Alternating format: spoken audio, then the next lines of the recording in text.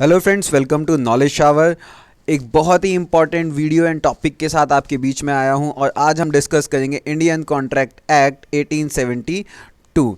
Indian Contract act 1872 के इस video में हम डिस्कस करेंगे introduction of Indian Contract act 1872, making of contract की कॉन्ट्रैक्ट कैसे बनता है, इसेंशियल्स ऑफ वैलिड कॉन्ट्रैक्ट की वैलिड कॉन्ट्रैक्ट के लिए हमें क्या क्या इसेंशियल्स होते हैं। ये वीडियो बहुत ही इंपॉर्टेंट होने वाला है उन बच्चों के लिए जो लॉ एंट्रेंस एग्ज़ाम देने जा रहे हैं, किसी भी यूनिवर्सिटी का law entrance exam, CLAT, DULLB, MSET, BHU। बहुत इंपॉर्टेंट होने वाली है वीडियो। ये पार्ट 1 है मेरी वीडियो की। एंड वीडियो कैसी लगी मुझे ज़रूर बताइएगा कमेंट बॉक्स में, ताकि मैं और पार्ट्स भी बना सकूं। सो हाय, आई एम शिवम पांडे, और जिन्होंने अभी तक चैनल को सब्सक्राइब नहीं किया है तुरंत जाइए नॉलेज शावर को सब्सक्राइब कीजिए, ताकि रेगुलर अपडेट्स आपको मिलती रहें। एक इंपॉर्टेंट इन्फॉर्मेशन मैं आपको देना चाहूँगा कि हमने क्लैट और DULLB के लिए ऑनलाइन क्रैश कोर्स चालू कर दिया है। DULLB का रिजल्ट हमारा 100% रहता है, दैट मीन्स हम जितने बच्चे पढ़ाते हैं वो सब सेलेक्ट होते हैं, और क्लैट का रिजल्ट हमारा 80% रहता है। तो अगर आपको और डिटेल्स चाहिए तो आप हमें इन नंबर्स पे कांटेक्ट कर सकते हैं। हमारे ईयर लॉन्ग बैचेस भी स्टार्ट हो रहे हैं, तो आप उसके लिए भी रजिस्ट्रेशन करवा सकते हैं। चलिए अब बिना किसी डिले के वीडियो को स्टार्ट करते हैं। So first is introduction of Indian Contract act 1872। तो सबसे पहले मैं बात करूंगा वर्ड कॉन्ट्रैक्ट की। किसकी बात करूंगा? ये वर्ड जो कॉन्ट्रैक्ट है मैं उसकी बात करूंगा। So the void contract is derived from a Latin word. और कौन सा लैटिन वर्ड है जिसमें से डिराइव किया गया है? This is contracts. So the void contract is derived from Latin word contracts. और कॉन्ट्रैक्टस का मतलब क्या होता है? टू वर्क ऑन कॉन्ट्रैक्ट, मतलब आप किसी कॉन्ट्रैक्ट पे काम करें, ये होता है कॉन्ट्रैक्टस। ठीक है। और लॉ ऑफ कॉन्ट्रैक्ट जो है ये बेस्ड है एक लीगल मैगजिम पे। लॉ ऑफ कॉन्ट्रैक्ट किस पे बेस्ड है? एक लीगल मैगजिम पे बेस्ड है, पैक्टा सन्ट सर्वेंडा। और पैक्टा सन्ट सर्वेंडा का मतलब होता है an agreement must be kept और पैक्ट मस्ट बी केप्ट। मतलब आप जो भी एग्रीमेंट करें वो आप पे बाइंडिंग होगी और इट मस्ट बी केप्ट, और आप उसका वायलेशन ना करें, उल्लंघन ना करें। सो ये बात करता है लीगल मैगजिम पैक्टा सन्ट सर्वेंडा, जिस पे ये लॉ ऑफ कॉन्ट्रैक्ट बेस्ड है। अब हम बात करते हैं कि चलिए ये इंट्रोडक्शन तो हो गया, लेकिन एक कॉन्ट्रैक्ट बनता कैसे है? कॉन्ट्रैक्ट कैसे बनेगा? Making of the contract. तो आइए अब इसको डिस्कस करते हैं। देखिए, कॉन्ट्रैक्ट बनाने के लिए सबसे इंपॉर्टेंट चीज़ क्या होती है? ऑफर।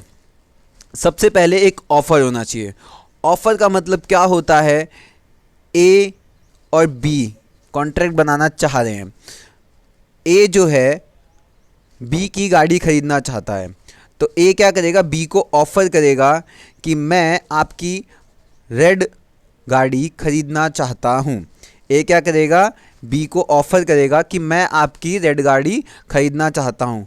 Offer means proposal. ठीक है, प्रपोजल होगा कि मैं आपकी रेड गाड़ी खरीदना चाहता हूँ। ठीक है, दिस इज ऑफर। ठीक है, person who makes the offer उसे हम बोलते हैं ऑफरर। उसको हम क्या बोलते हैं? ऑफरर। जो ऑफर देता है उसे क्या बोलते हैं? ऑफरर। ठीक है, उसे हम ऑफरर बोलते हैं। तो ए ने बी से कहा कि मैं आपकी रेड गाड़ी खरीदना चाहता हूँ। तो ए ने बी को क्या दिया? ऑफर दिया। सबसे पहले ऑफर दिया। ऑफर व्हेन एक्सेप्टेड, जब ऑफर एक्सेप्ट हो जाता है तो क्या बन जाता है? प्रॉमिस बन जाता है। ठीक है, मतलब बी ने कहा ठीक है मैं आपको अपनी रेड गाड़ी बेच दूंगा।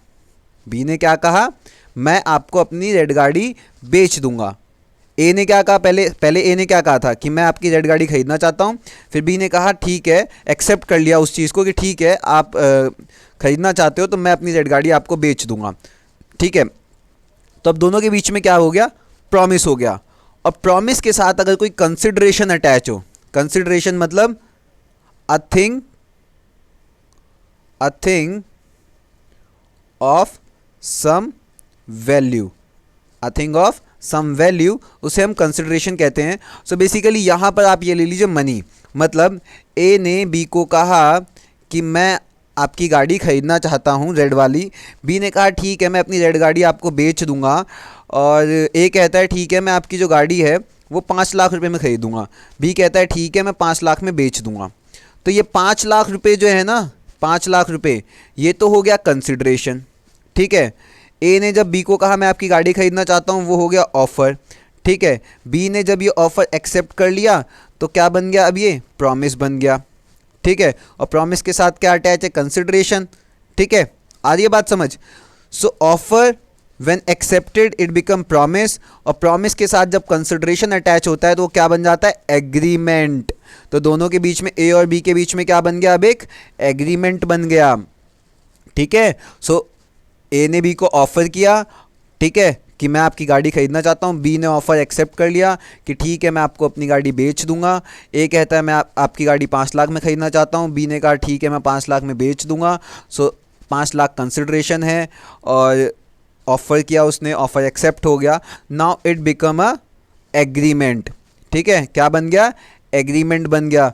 और agreement which is enforceable by law, वो एग्रीमेंट जो लॉ के द्वारा एनफोर्सिएबल है उसे हम क्या कहते हैं, कॉन्ट्रैक्ट। उसे क्या कहते हैं, contract. So agreement which is enforceable by law is contract. तो section 2H of Indian Contract Act जो है, 2H of Indian Contract act, वो बात करता है कॉन्ट्रैक्ट की। और कॉन्ट्रैक्ट की डेफिनेशन क्या है, an agreement enforceable by law is known as valid contract. ये चीज़ें आप लिख लीजिए, ठीक है। अब आप कहेंगे एनफोर्सिएबल बाय लॉ का मतलब क्या होता है, मतलब ये होता है ए बी की गाड़ी खरीदना चाहता है, ठीक है। तो लॉ में प्रोहिबिट नहीं है, क्यों, क्योंकि ये इलीगल काम नहीं है कोई, ठीक है। ये क्या नहीं है, कोई इलीगल काम नहीं है। लेकिन अगर आप स्मगलिंग के लिए कॉन्ट्रैक्ट करोगे तो क्या होगा, इलीगल होगा, वो एनफोर्सिएबल बाय लॉ नहीं होगा। तो आपका क्वेश्चन होगा जब वो एनफोर्सिएबल बाय लॉ जो कॉन्ट्रैक्ट जो एग्रीमेंट एनफोर्सिएबल बाय लॉ नहीं होंगे उन्हें हम क्या कहेंगे। तो बेसिकली उन्हें हम क्या कहते हैं, उन्हें हम कहते हैं एग्रीमेंट जो नॉट एनफोर्सिबल बाय लॉ होते हैं उन्हें हम कहते हैं वॉइड या फिर इलीगल एग्रीमेंट। उन्हें हम क्या कहते हैं, वॉइड या फिर इलीगल एग्रीमेंट, ठीक है। वॉइड और इलीगल एग्रीमेंट दो चीज़ें हैं और दोनों में डिफरेंस है। वॉइड और इलीगल में डिफरेंस है जो मैं आपको नेक्स्ट वीडियोस में बताऊंगा। सो बेसिकली आज आपको जानना है कि कॉन्ट्रैक्ट बनता कैसे। देखिए कॉन्ट्रैक्ट बनने का तरीका, आप ऑफ़र देंगे, अगर आपका ऑफ़र एक्सेप्ट होगा तो क्या बन जाएगा, प्रॉमिस बन जाएगा। प्रॉमिस के साथ जब कंसिडरेशन अटैच होती है तो वो क्या बन जाता है, एग्रीमेंट बन जाता है। और जो एग्रीमेंट एनफोर्सिबल बाय लॉ होता है वही कॉन्ट्रैक्ट बनता है, और जो एग्रीमेंट एनफोर्सिबल बाय लॉ नहीं होता वो क्या बनता है, वो वॉइड या फिर इलीगल एग्रीमेंट बनता है, कॉन्ट्रैक्ट नहीं बनता है। Got it. अब हम बात करते हैं इसेंशियल्स ऑफ वैलिड कॉन्ट्रैक्ट, कि एक वैलिड कॉन्ट्रैक्ट के क्या क्या इसेंशियल्स होते हैं, वैलिड कॉन्ट्रैक्ट बनाने के लिए क्या क्या इसेंशियल्स ज़रूरी हैं। सो पहला इसेंशियल है ऑफ़र एंड एक्सेप्टेंस।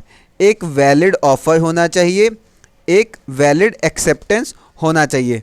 मतलब क्लियर एंड वैलिड ऑफ़र होना चाहिए कि मैं अगर बी की गाड़ी खरीदना चाह रहा हूँ, मतलब ए अगर बी की गाड़ी खरीदना चाह रहा है तो ए जो है वो क्लियरली बी को बताए कि मैं आपकी रेड वाली गाड़ी खरीदना चाहता हूँ। ऐसा नहीं कि बी के पास 2 गाड़ियाँ हैं और बोल दे मैं आपकी गाड़ी खरीदना चाहता हूँ। तो इसमें कोई क्लियर कम्युनिकेशन नहीं है, क्लियर ऑफ़र नहीं है, ठीक है। तो क्लियर ऑफ़र क्या है कि ए बोले कि मैं आपकी, ए जो है वो बी से बोले कि मैं आपकी रेड वाली गाड़ी खरीदना चाहता हूँ, तो क्या हुआ, क्लियर ऑफ़र हो गया। और बी बोले ठीक है मैं आपको अपनी रेड वाली गाड़ी बेच दूंगा, तो क्लियर एक्सेप्टेंस हो गया। Clear offer and clear acceptance होना चाहिए, ये एक इसेंशियल है वैलिड कॉन्ट्रैक्ट का। इसके बाद intention to create legal obligation.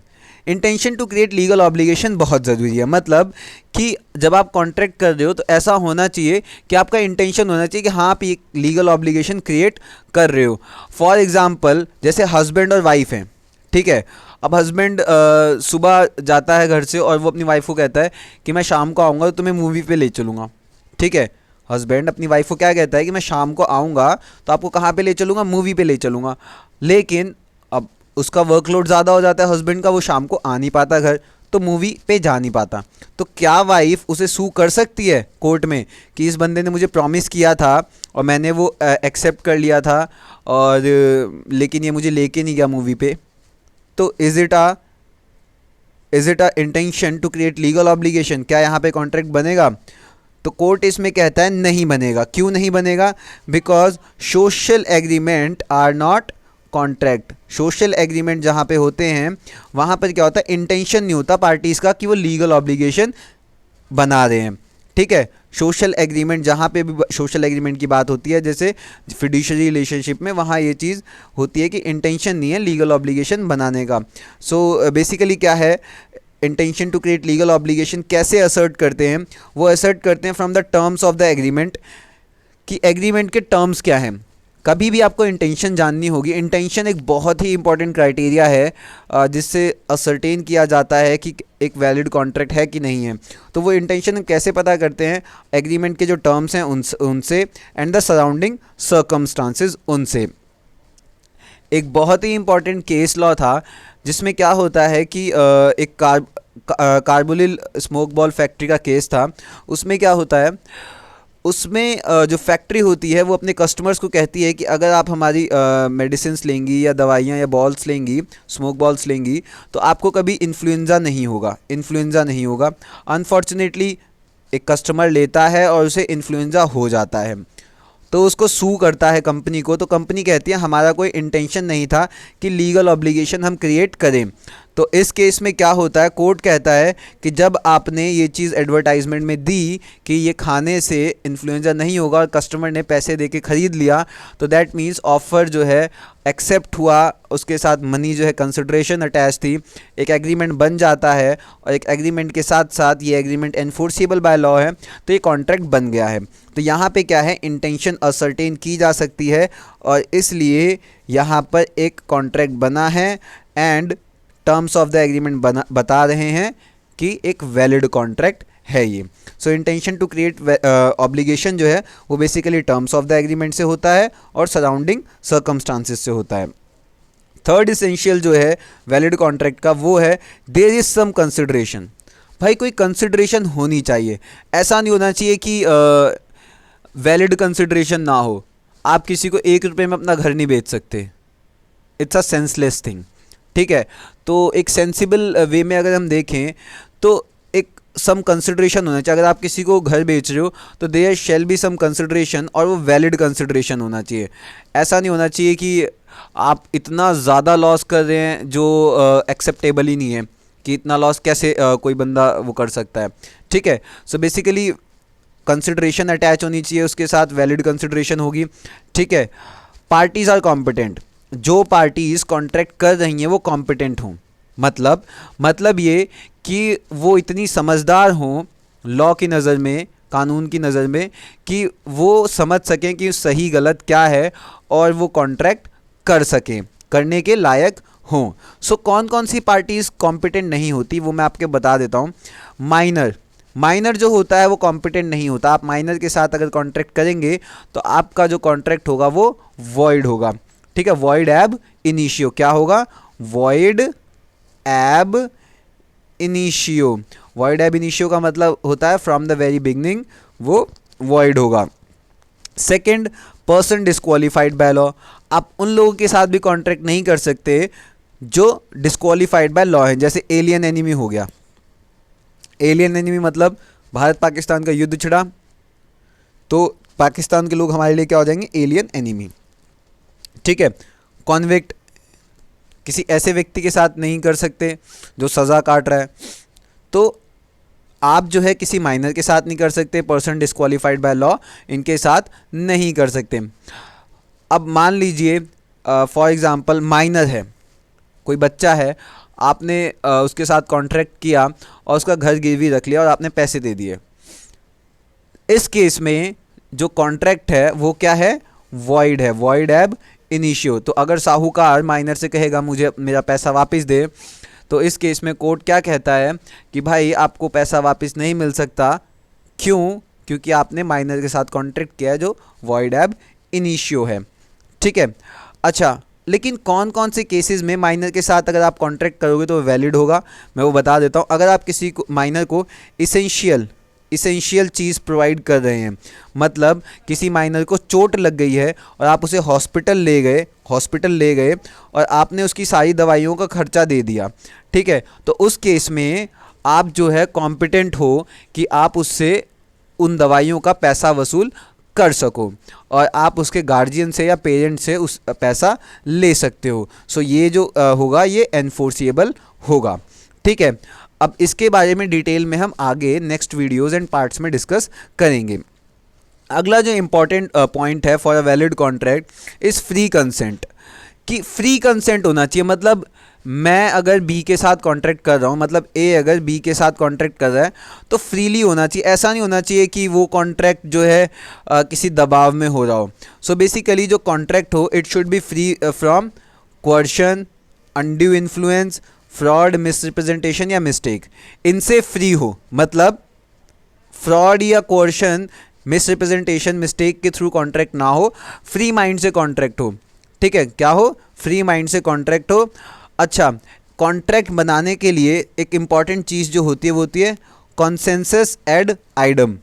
क्या होती है? Consensus ad idem. Consensus ad idem मतलब meeting of mind. Meeting of mind मतलब कि बेसिकली भाई आप एक ही चीज़ पर कॉन्ट्रैक्ट करने के लिए दोनों पार्टी सोच रही हो। ये मैं आपको डिटेल में थोड़ा आगे बताऊंगा अगले पॉइंट्स में। सो अभी क्या है, फ्री कंसेंट की हम बात कर रहे हैं। सो फ्री कंसेंट जो होना चाहिए वो कोअर्शन से नहीं ऑब्टेन किया होना चाहिए। कोअर्शन मतलब कि आप जो है किसी फिड्यूशियरी रिलेशनशिप में हो और बेसिकली क्या होता है कोअर्शन में कि धमका कर, फिड्यूशियरी रिलेशनशिप में अनड्यू इन्फ्लुएंस में होता है, कोअर्शन में क्या होता है धमका कर, मतलब थ्रेटन करती है। ए जो है हस्बैंड है, ठीक है, बी का। सो ए जो है वो थ्रेटन करता है बी को कि अगर तुम मेरे नाम पे घर नहीं करोगी तो मैं सुसाइड कर लूँगा। तो अब इस धमकी में बी जो है ए के नाम पे घर कर देती है, लेकिन ये जो कॉन्ट्रैक्ट है ये क्या है? वॉइडेबल है। ये कैसा कॉन्ट्रैक्ट है? वॉइडेबल है। सो ये फ्री कंसेंट के थ्रू नहीं किया गया है। 3 टर्म्स हैं जो मैं नेक्स्ट वीडियो में डिस्कस करूंगा, वॉइड, वॉइडेबल और वैलिड। ये 3 चीज़ें मैं नेक्स्ट वीडियो में आपके साथ डिस्कस करूंगा कि तीनों में डिफरेंस क्या है। ठीक है, सो फ्री कंसेंट के लिए कोअर्शन नहीं होना चाहिए। कोअर्शन मतलब थ्रेट के थ्रू आपको ऐसा प्रेशराइज नहीं करना चाहिए कि आप कॉन्ट्रैक्ट करो ज़बरदस्ती। अनड्यू इन्फ्लुएंस नहीं होना चाहिए। अनड्यू इन्फ्लुएंस मतलब अगर जैसे फादर और चिल्ड्रन का रिलेशनशिप है, मतलब फिड्यूशियरी रिलेशनशिप में आपके ऊपर कोई दबाव बन रहा है जिसकी वजह से आप किसी कॉन्ट्रैक्ट में एंटर हो रहे हो, वो नहीं होना चाहिए। फ्रॉड के थ्रू नहीं होना चाहिए कॉन्ट्रैक्ट, कि आपके साथ फ्रॉड हो रहा है और आप उसमें कॉन्ट्रैक्ट कर रहे हो। मिसरिप्रेजेंटेशन और मिस्टेक के थ्रू नहीं होना चाहिए। अच्छा, मैं मिस्टेक का एक एग्जांपल आपको दे देता हूँ। मिस्टेक मतलब जैसे फॉर एग्जांपल ए और बी के बीच में कॉन्ट्रैक्ट होना है। बी के पास 2 घर हैं, ठीक है। एक घर जो है वो है वाइट हाउस, एक है ब्लैक हाउस, ठीक है। सो ए कहता है कि मुझे आपका घर खरीदना है। ए क्या कहता है कि मैं आपका घर खरीदना चाहता हूँ, कितने में? 2 करोड़ रुपए में। ए क्या कहता है? ए बी से कहता है कि मैं आपका घर 2 करोड़ में खरीदना चाहता हूँ। बी जो है उसे लगता है कि ये 2 करोड़ रुपए किसके दे रहा है? ब्लैक हाउस के दे रहा है, ठीक है। लेकिन ए जो है वो किसकी बात कर रहा होता है? वाइट हाउस की बात कर रहा होता है। तो बी कहता है ठीक है मैं बेच दूंगा। यहाँ पे क्या हुआ कि बी के पास जो है 2 घर हैं, लेकिन ए ने क्लियरली नहीं बताया कि कौन सा घर खरीदना है। और बी को लगा कि यार शायद ये ब्लैक हाउस की बात कर रहा है, तो ठीक है 2 करोड़ में मैं बेच दूंगा। तो यहाँ पे क्या हुआ? ये मिस्टेक, कॉन्ट्रैक्ट कैसा है? By mistake. तो ऐसे कॉन्ट्रैक्ट क्या होते हैं? वॉइड होते हैं। जब कॉन्ट्रैक्ट बाय मिस्टेक होते हैं तो वो कैसे होते हैं? वॉइड होते हैं। बात समझ आई? ठीक है, मतलब क्या है जब, तो यहाँ पे एक लीगल मैगजीम जो मैंने अभी आपको बताया था, consensus ad idem. Consensus ad idem मतलब कि हमेशा मीटिंग ऑफ माइंड होना चाहिए। कॉन्सेंसस एड आइडम का मतलब क्या होता है? मीटिंग ऑफ माइंड, ठीक है। सो जब तक मीटिंग ऑफ माइंड नहीं होगा तब तक कोई भी कॉन्ट्रैक्ट वैलिड नहीं होगा। यहाँ पर क्या हुआ? मीटिंग ऑफ माइंड नहीं था, मतलब ए जो है वो वाइट हाउस की बात कर रहा था, बी जो है वो ब्लैक हाउस सोच रहा था। तो यहाँ पे क्या हुआ? मीटिंग ऑफ माइंड नहीं हुआ ना, तो ऐसे कॉन्ट्रैक्ट क्या होंगे? वो वॉइड होंगे, ठीक है। और जहाँ पे मीटिंग ऑफ माइंड हो जाए, जैसे ए बी के साथ कॉन्ट्रैक्ट कर रहा है, ए भी रेड कार की बात कर रहा है, बी भी रेड कार की बात कर रहा है, तो यहाँ पे क्या हुआ? मीटिंग ऑफ माइंड हुआ, तो ऐसे कॉन्ट्रैक्ट क्या होंगे? वैलिड होंगे। आगे बात समझ में? ठीक है, अब हम अगला बात करते हैं। अगला पॉइंट जो है वैलिड कॉन्ट्रैक्ट के लिए, लॉफुल ऑब्जेक्ट, कि जब आप कॉन्ट्रैक्ट करें तो लॉफुल ऑब्जेक्ट के लिए करें। ऐसा कोई ऑब्जेक्ट ना हो आपका which is forbidden by law, opposite to public policy, या फ्रॉडलेंटली किया जाए। अब मतलब क्या है, अब मैं एग्रीमेंट कर रहा हूँ कार बेचने और ख़रीदने का, ठीक है, लेकिन अगर ए कह रहा है कि भाई तू सी को मार दे, ठीक है, मैं तुझे सी की सुपारी दे रहा हूँ, तू सी को मार दे, मैं तुझे 50,000 रुपये दूंगा।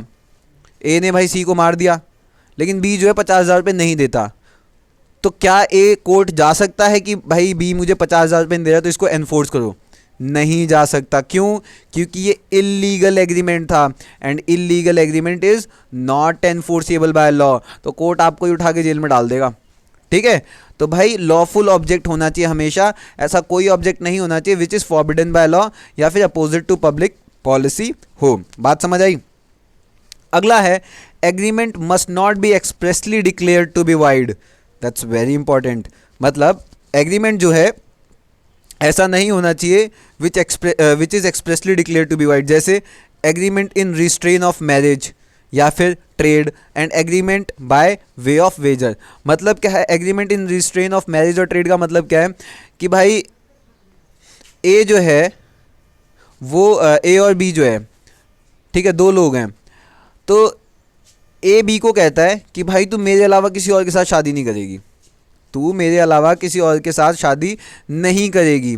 ठीक है, सो ये जो एग्रीमेंट है ना, दिस इज वॉइड। कैसा है? Void. You can not restrain the marriage, कि जो एग्रीमेंट है कि ए कह रहा है भाई तू मेरे अलावा किसी के साथ शादी नहीं करेगी, दिस इज वॉइड। वो अलग की बात है कि भाई आप किसी लड़की से प्रॉमिस करते हो कि हाँ भाई मैं आपको शादी करूँ, मैं आपके साथ शादी करूँगा, और बाद में आप उसे चीट कर देते हो, तो फिर आपके अगेंस्ट भाई अलग केस चलेगा आईपीसी में और आप लंबे जाओगे अंदर। बट बेसिकली अगर आपको रिस्ट्रेन किया जा रहा है कि आप मेरे अलावा किसी के साथ शादी ही नहीं करोगे, so this is contract which is expressly declare to be void. अब agreement in restraint of trade मतलब क्या है? ए बी से कहता है कि भाई तू मेरे साथ ही ट्रेड करेगा, मेरे साथ ही व्यापार करेगा और किसी का माल ही नहीं खरीदेगा, तो ये तो पॉसिबल नहीं है। ये तो फ्रीडम ऑफ ट्रेड जो है आर्टिकल 19(1)(g) इसके अगेंस्ट है भाई, फंडामेंटल राइट वायलेट होता है यहाँ तो ये क्या होगा? ये भी वॉइड कॉन्ट्रैक्ट या एग्रीमेंट, ये क्या होगा? वॉइड एग्रीमेंट होगा। Agreement by way of wager, सट्टेबाजी, सो ये भी क्या है? वॉइड है भाई। सट्टेबाजी इंडिया में बैन है, तो अगर आप वो करते हो, उसके लिए कोई एग्रीमेंट करते हो, सो वो भी क्या होगा? वॉइड होगा। मतलब क्या है? ए और बी सट्टा लगाते हैं आईपीएल पे। अब भाई ए जो है वो कितना हार जाता है? 50,000 रुपये हार जाता है। कितने हार जाता है? 50,000 रुपये हार जाता है। और तो फिर जब 50,000 रुपये ए हार जाता है तो बी कहता है भाई मुझे 50,000 रुपये दे। ए कहता है मैं नहीं दूंगा भाई, जो करना है कर ले। तो बी क्या कहता है? कोर्ट ऑफ लॉ में चला जाता है। तो क्या कोर्ट इसको एनफोर्स करवाएगा? बिल्कुल नहीं एनफोर्स कराएगा, बल्कि दोनों को पनिशमेंट और दे देगा। क्यों? क्योंकि सट्टेबाजी बैन है भारत में। So agreement by way of wager क्या होगा? वॉइड होगा। ठीक है, अगला इसेंशियल जो है वैलिड कॉन्ट्रैक्ट के लिए कि terms of the agreement must not B वेग और अनसर्टेन। मतलब जो टर्म्स ऑफ एग्रीमेंट जो है ना वो वेग और अनसर्टेन नहीं होने चाहिए। Example, A agrees to sell a ton of oil. मतलब ए जो है वो एग्री करता है बी को, A agrees to sell a ton of oil to B. मतलब ए भाई बी को कॉल करता है कि मुझे 100 टन या 100 लीटर तेल चाहिए। ए जो है किसको कॉल करता है? बी को। बी क्या है? एक व्यापारी है, एक तेल का व्यापारी है जिसके पास डिफरेंट डिफरेंट वैराइटीज़ ऑफ तेल हैं। ठीक है, सो ए बी को कहता है कि भाई मुझे 100 टन तेल चाहिए। बी कहता है ठीक है भिजवा दूंगा। बट यहाँ पे क्या हुआ? यहाँ पे ए ने ये नहीं बताया कि कौन सा तेल चाहिए। Uncertain, it is uncertain. He didn't tell कि भाई कौन सा तेल चाहिए। 100 टन तो चाहिए लेकिन कौन सा तेल चाहिए। सो ऐसे एग्रीमेंट जो होते हैं वो क्या होते हैं? वॉइड होते हैं। Void because of uncertainty. बात समझ आई? सो एग्रीमेंट मस्ट नॉट बी वेग और uncertain. Last and the very important one is agreement must be capable of performance. भाई अगर एक वैलिड कॉन्ट्रैक्ट बनाना है तो एग्रीमेंट कम से कम ऐसा होना चाहिए कि it must be capable of performance, ये सेक्शन 56 में दे रखा है और ये जो है कहीं ना कहीं डॉक्ट्रिन ऑफ फ्रस्ट्रेशन का पार्ट भी है। डॉक्ट्रिन ऑफ फ्रस्ट्रेशन यहीं से डिराइव होता है। सो कैपेबल ऑफ परफॉर्मेंस का मतलब क्या होता है? कैपेबल ऑफ परफॉर्मेंस का मतलब होता है कि भाई ऐसी कोई शर्त नहीं होनी चाहिए या ऐसा कुछ नहीं होना चाहिए जिससे जो एग्रीमेंट कर रहा है पार्टीज़ वो परफॉर्म ना कर सकें। जैसे for example A agrees with B to discover treasure by magic. So is it possible ये मैजिक वैजिक से कोई ट्रेजर डिस्कवर कर ले, कोई खजाना ढूंढ ले? Is it possible? So it's not possible and it's not capable of performance. So ऐसे एग्रीमेंट क्या होंगे? वॉइड होंगे। अगला, A and B contract to marry each other. भाई ए और बी एक दूसरे से मैरी करने के लिए कॉन्ट्रैक्ट करते हैं, लेकिन क्या होता है भाई कॉन्ट्रैक्ट करने के बाद जो बंदा होता है पागल हो जाता है, तो भाई पागल के साथ कौन शादी करेगा? सो बेसिकली ऐसे कॉन्ट्रैक्ट क्या होते हैं? They are not capable of performance. So क्या हो गया? ये डॉक्ट्रिन ऑफ फ्रस्ट्रेशन इस पर अप्लाई हो जाता है। अगला, अब फॉर एग्जाम्पल एक ए है, वो एक थिएटर से कॉन्ट्रैक्ट करता है कि मैं 6 महीने आपके यहाँ काम करूंगा और इस एवज में क्या होता है उसे एडवांस पे कर दिया जाता है कि ठीक है 6 महीने तू हमारे यहाँ परफॉर्म करेगा, ये ले तू एडवांस ले ले। लेकिन ये जो है बहुत ज़्यादा बीमार हो जाता है, बहुत ज़्यादा क्या हो जाता है? बीमार हो जाता है, इसलिए कुछ ओकेशंस पे मतलब कभी कभी वो परफॉर्म नहीं कर पाता।